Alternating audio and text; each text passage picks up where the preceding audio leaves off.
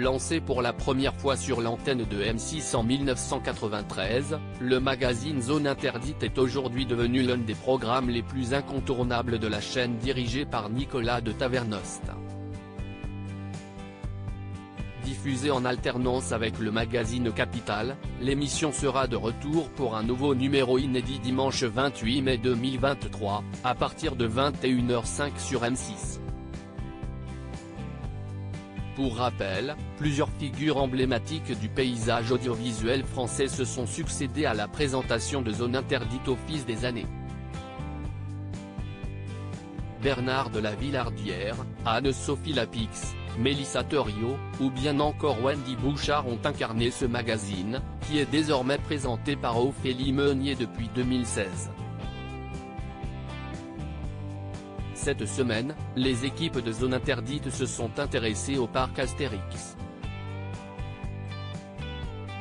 Avec plus de 2 millions de visiteurs par an, le parc Astérix est sur le podium des parcs de loisirs les plus fréquentés de France.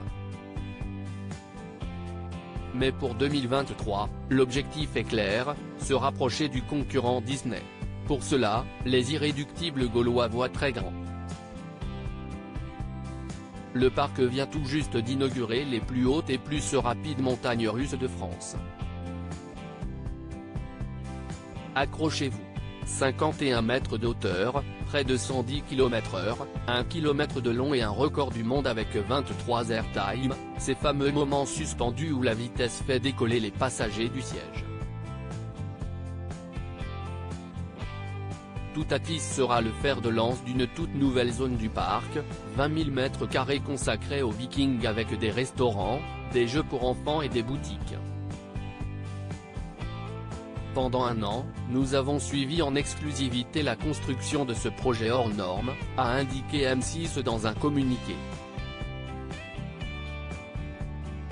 Zone Interdite, dans les coulisses du parc Astérix. Mathieu et Julien sont des ingénieurs passionnés par les sensations fortes, des professionnels des montagnes russes.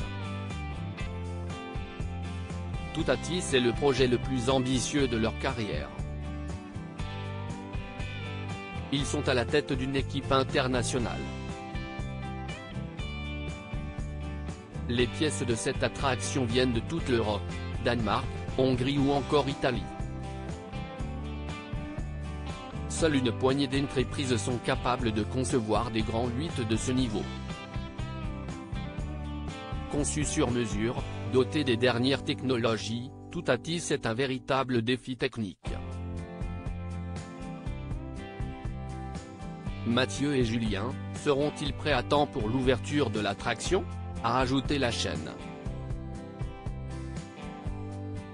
Sébastien, le directeur adjoint du parc y veille.